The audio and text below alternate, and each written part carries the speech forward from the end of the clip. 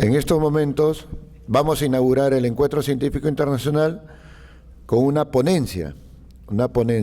El doctor Sergio Domínguez, por favor, Sergio Domínguez Lara, si nos acompaña, por favor, lo presentamos. Él viene de la Universidad San Martín de Porras, él es magíster y doctor en psicología, psicólogo, es investigador.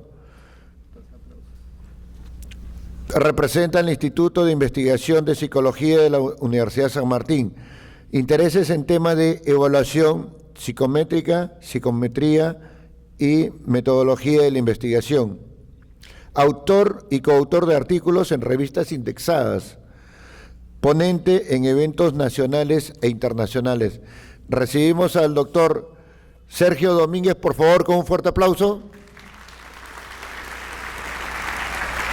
Adelante, doctor.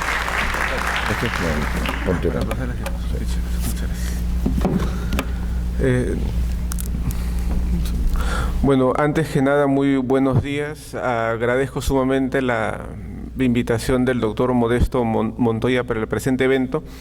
Y ahí está, ya está presente ahí las diapositivas. Bueno, el tema que vengo a presentarles ahora probablemente para algunos sea un poco nuevo, para otros que ya tengan alguna noción respecto a eso, y para otros evidentemente va a ser un tema bastante conocido, bastante visto, y que de una u otra manera podría, digamos, aperturar nuevos rumbos en torno a esta línea de investigación, a veces poco comprendida, a veces un tanto valorada, pero de una u otra manera necesaria en una rama del conocimiento en particular.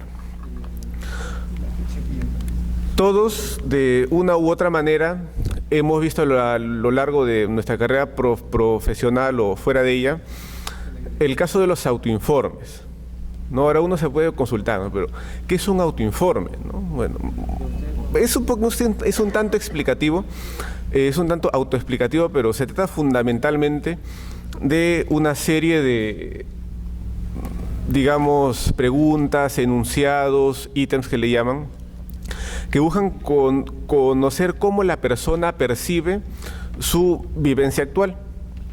Y esa percepción la refleja en una respuesta más o menos objetiva según parámetros establecidos. Entonces, ¿eso para qué se usa? Fundamentalmente para reportar datos, digamos, tan claves como los aspectos sociodemográficos, la edad, género, etcétera, pero también, y el uso más fuerte se da en esta área, que es para reflejar o para evaluar aquellos elementos vinculados a la investigación, pero que no se pueden observar directamente, como lo que están viendo ahí, ¿no? El burnout, depresión, ansiedad, satisfacción con la vida, etcétera. ¿Sí? Son aspectos que no se pueden observar de manera directa, sino se hacen indirectamente mediante el reporte de los individuos. Ahora, evidentemente hay limitaciones asociadas a la consecución de esa respuesta, dado que se puede tildar que son subjetivas, que tienen algunas limitaciones intrínsecas, pero a falta de una mejor herramienta para recabar aspectos no observables, se erigen como una de las mejores opciones para ver estos aspectos. Sin embargo, hay algunos elementos procedimentales y metodológicos que ayudan a mitigar un tanto el impacto de esos aspectos. Un aspecto breve podría ser, por ejemplo, el de la deshabilidad social, es decir, mostrarse en el autoinforme mejor o con mejores características de las que uno realmente tiene, ¿no? Esos aspectos sirven para tratar de, digamos, obtener algún tipo de beneficio, mostrarse de una manera que es un poquito más favorable, pero que pueden ser más adelante detectadas con metodologías específicas. Probablemente uno de los cuestionarios más conocidos es el de la calidad de vida de la OMS, ¿sí? ¿Y por qué lo agarré? Bueno, porque, digamos, refleja lo que ya les comentaba hace un instante. En las instrucciones, como podrán observar,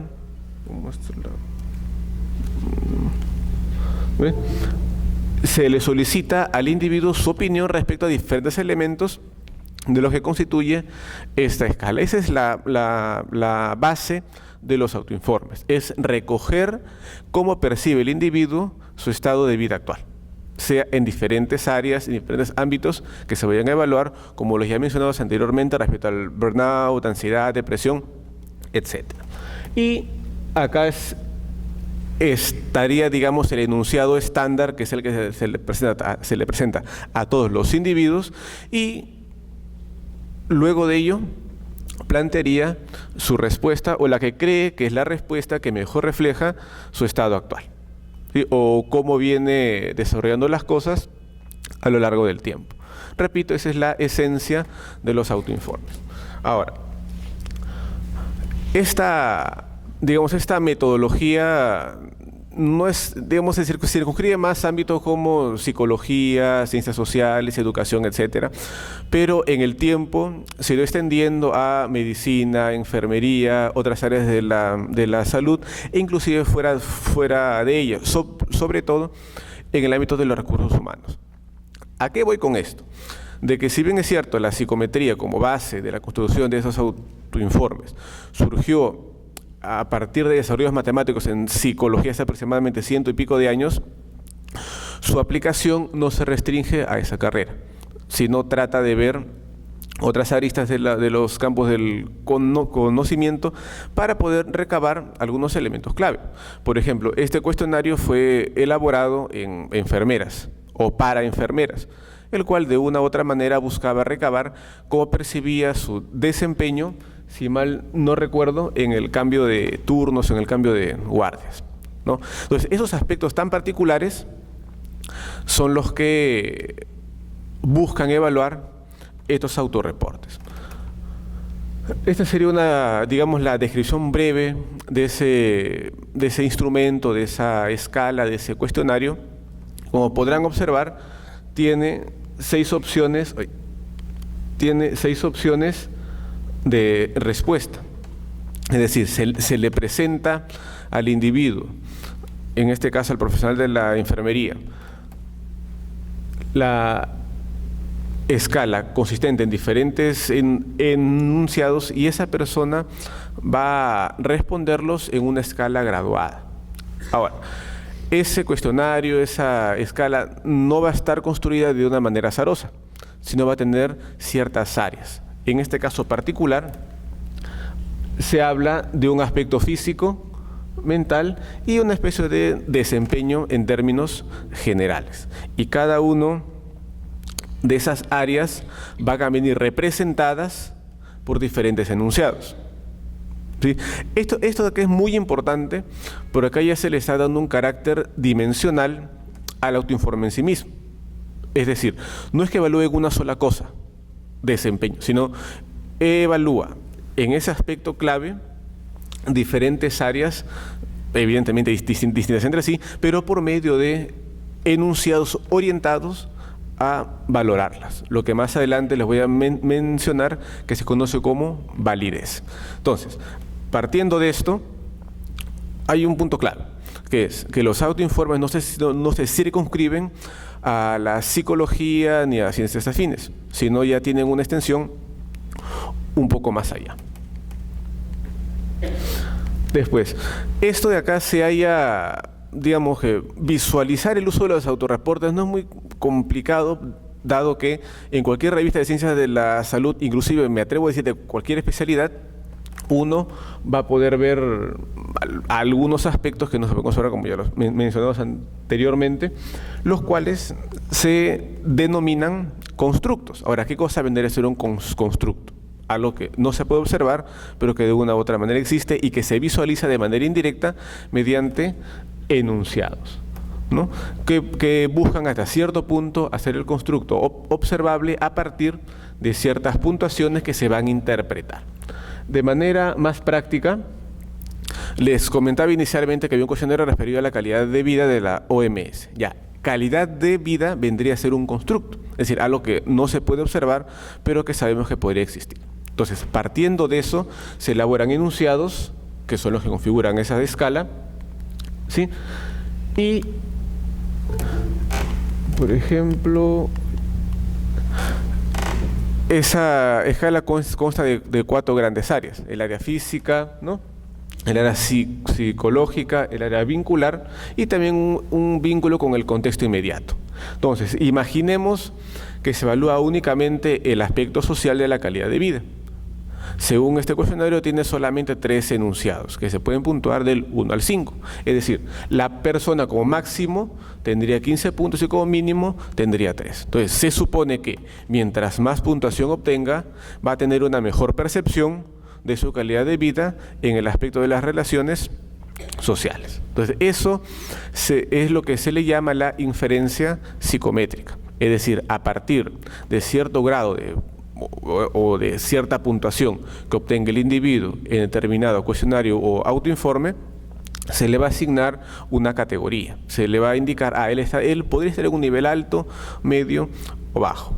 Ahora, ¿esto qué implicancias tiene? Se va a ver un poquito más adelante, que hay estudios de prevalencia al respecto, pero sobre todo le da la posibilidad al investigador de poder categorizar a la persona respecto a su desempeño o a la percepción que tiene de un aspecto particular.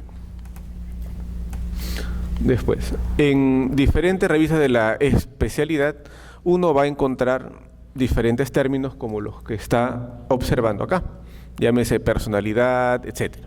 Entonces, esos aspectos son los que se van a evaluar con autoinformes. ¿Esto por qué es importante?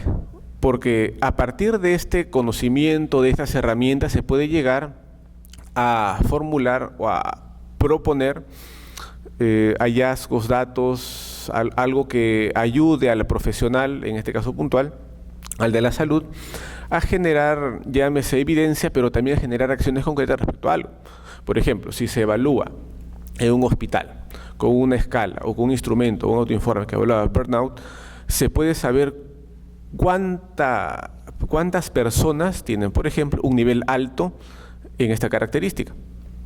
Y eso puede ayudar a, digamos, categorizarlo como un problema institucional y a partir de ello generar acciones concretas para reducir la experiencia de estrés que aqueja justamente a los profesionales de la salud.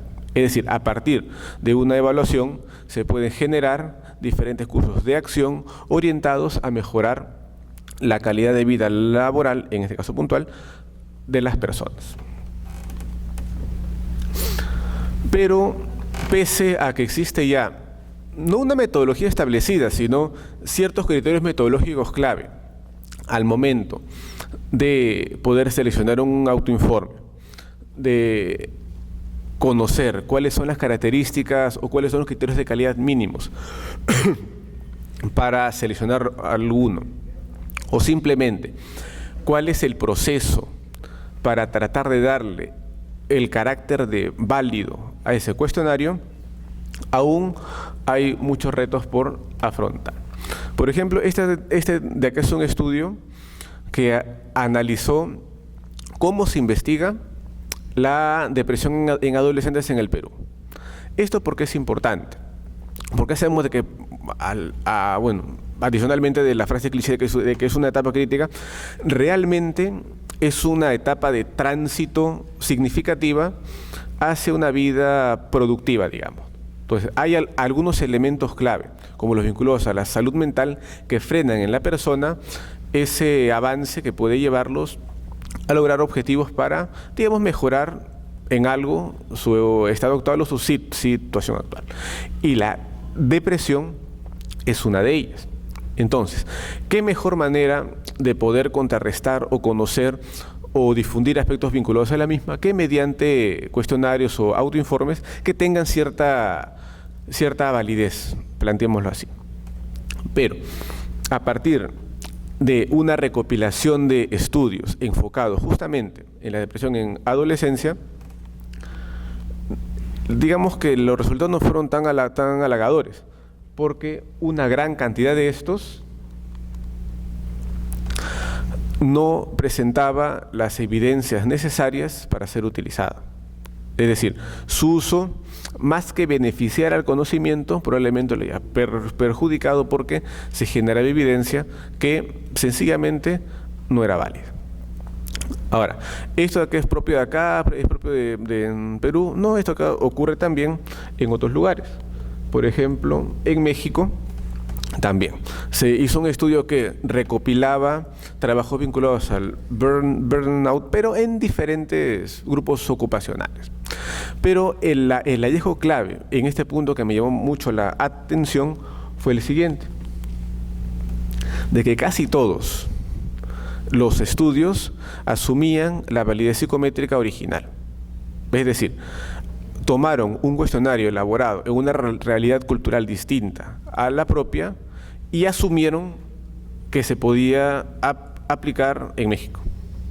Y eso evidentemente, si bien es cierto, no se detecta al instante porque, digamos, los idiomas son los mismos, pero genera la desconfianza de que si lo que sirve en un contexto cultural, también podría servir en el propio.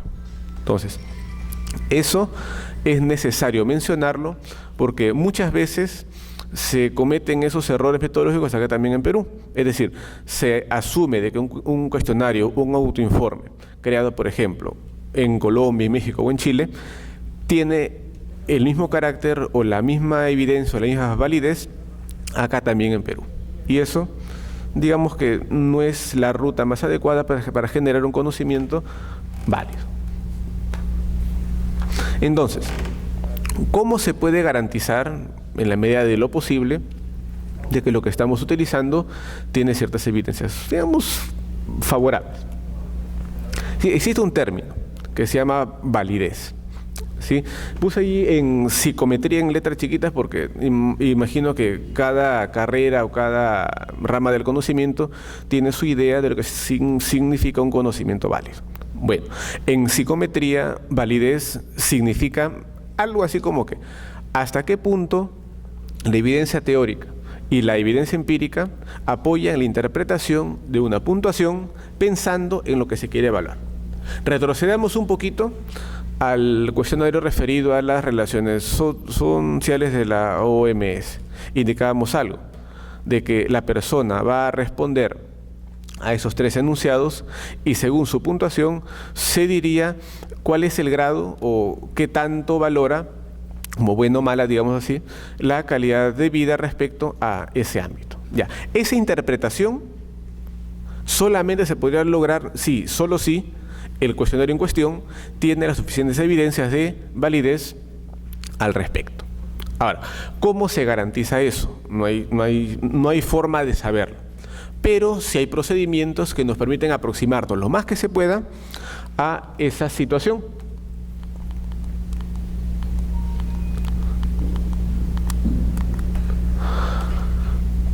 Existe un libro que es algo así como los estándares en evaluación, ¿no? Digamos que no es tan difundido, al menos en otras áreas, pero en psicología y en psicometría es bien utilizado. Ese libro propone que para brindar un grado de validez suficiente a la interpretación derivada de los autoinformes, en este caso puntual, psicológicos, se necesita lograr, si es posible, estas 5 fuentes de evidencias de validez. De una manera bastante breve, lo referido al contenido haría referencia a hasta qué grado los enunciados representan conceptualmente el constructo en cuestión. Lo vinculado a la estructura interna haría referencia dentro de un autoinforme o de una escala, hasta qué punto diferentes ítems logran, digamos, tener un constructo en común o una variable latente común que explique su variabilidad. Valía referir a las consecuencias. Haría referencia a hasta qué grado la interpretación derivada de las puntuaciones afecta al usuario. Quizá en términos como los que ya se mencionaron hace un instante, el impacto no es tanto, pero en casos como, por ejemplo, ¿no?, pruebas de admisión para un trabajo o escalas de inteligencia, un resultado desfavorable con un instrumento de evidencias de validez vagas, evidentemente van a generar un impacto negativo en la persona que es evaluada al respecto.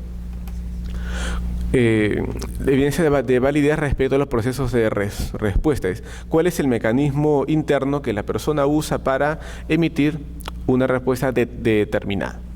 Y finalmente, pues su relación con otras variables o con otros constructos es hasta qué punto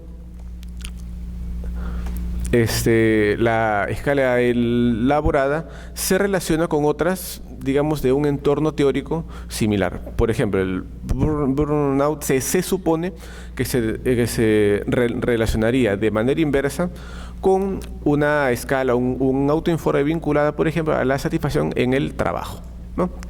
Digamos, eso sería muy resumido lo que se espera de un cuestionario, de un autoinforme, ¿no? Ya, a ver acá, ya nos pasamos. Ya. De lo que le voy a conversar ahora es respecto a la evidencia de validez basada en la estructura interna. Este cuestionario, el de la OMS, tiene 4 áreas, cada una de las cuales está compuesta por una cantidad de ítems. Sí, dispar, sí, pero es lo que hay. ¿Cuál es el punto? De que se supone que si estos 7 ítems están orientados a ver a la calidad de vida desde un punto de vista físico, se supone que solamente deben evaluar eso y no lo vinculado, por ejemplo, al aspecto ambiental. Podría sonar obvio, sí, pero es más o menos el ejemplo que les traigo para que puedan observar o apreciar de una manera bastante práctica lo que vendría a ser el análisis factorial vinculado a su uso en autorreportes. Pero, ¿a dónde vamos con esto? De que esta estrategia es una de las más utilizadas, a veces mal utilizadas, en, digamos, los estudios orientados a brindar evidencias de validez de los autorreportes. ¿Y esto por qué se lo menciono? Porque dentro, digamos, de sus usos hay 2 grandes áreas, o al menos son las más conocidas en la actualidad, que es el análisis factorial exploratorio y el análisis confirmatorio. Esto más o menos ¿a qué está orientado? A lo siguiente. Imaginemos que todos estos de acá son los ítems o los enunciados que componen el cuestionario de calidad de vida antes mencionado. Bajo una óptica exploratoria, desearíamos saber cómo se agrupan los ítems en función de las características en común que tienen entre sí. Es decir, se esperaría de que todos los ítems vinculados a la calidad de vida desde un aspecto físico se agrupen, los de la calidad de vida del ámbito psicológico se vayan agrupando y así sucesivamente. Digamos hasta llegar a las 4 áreas que evalúa ese instrumento. Pero desde el ámbito confirmatorio sería distinto, porque ya se plantearía que existe una estructura previa que va a ser evaluada. Evidentemente son temas que dan para más tiempo, pero estoy tratando de agarrar la parte básica o la parte más sustancial de cada uno de los elementos mencionados. Entonces, esto acá es lo que se va a evaluar como modelo de medición, ¿sí? En el cual existe una variable latente, también llamada constructo, y las variables observables o los ítems a los que la persona va a responder. Entonces, esto se va a evaluar, esto se va a trabajar hasta cierto punto y a partir de los resultados se puede concluir de que al menos desde esta faceta de la validez presenta evidencias favorables o de repente no, que también se tiene que informar.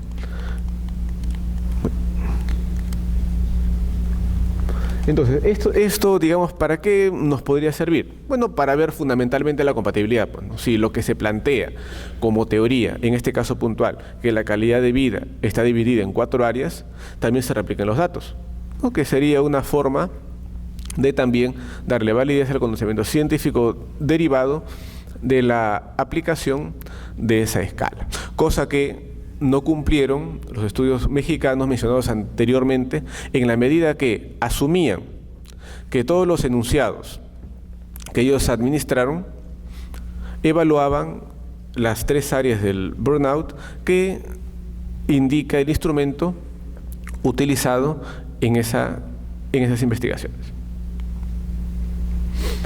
Entonces, la cuestión también estriba por el hecho de ver si se quiere obtener una puntuación general o solamente evaluación por áreas. En este caso puntual,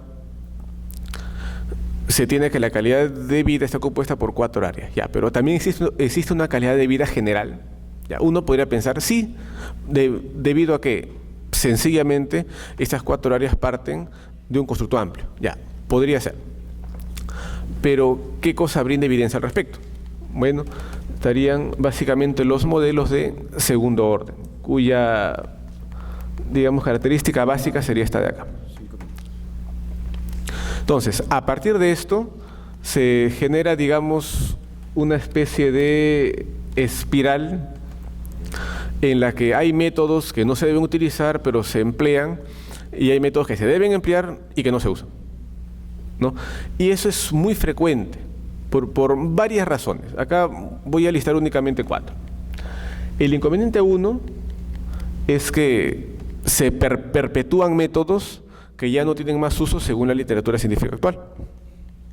De una manera bastante breve. El segundo inconveniente es que estos procedimientos requieren un tratamiento especializado, que los libros de estadística multivariada, si bien es cierto, dan un paso inicial, dan una base matemática fuerte, en cuanto a la metodología la cuestión cambia, porque el objeto de estudio también tiene un carácter puntual, y respecto a eso hay abundante literatura al respecto. Hay guías en español, hay guías en inglés, hay aspectos específicos, no sé, aspectos vinculados, por ejemplo, a los índices de ajuste en los AFCs, etc., ¿no? Hay diferentes formas de poder profundizar un poquito más sobre la base de los libros generales. El tercer inconveniente es que algunos métodos, digamos, o algunas formas de procesar los datos están, digamos, no se rescata o no están orientadas a las características de los ítems, que son fundamentalmente ordinales. Además de eso están los costos, que algunos paquetes estadísticos evidentemente cuestan, mientras que otros, como se pueden observar acá, tienen un carácter gratuito. Y finalmente, si todo fuera gratis, siempre nos queda el tiempo, ¿no?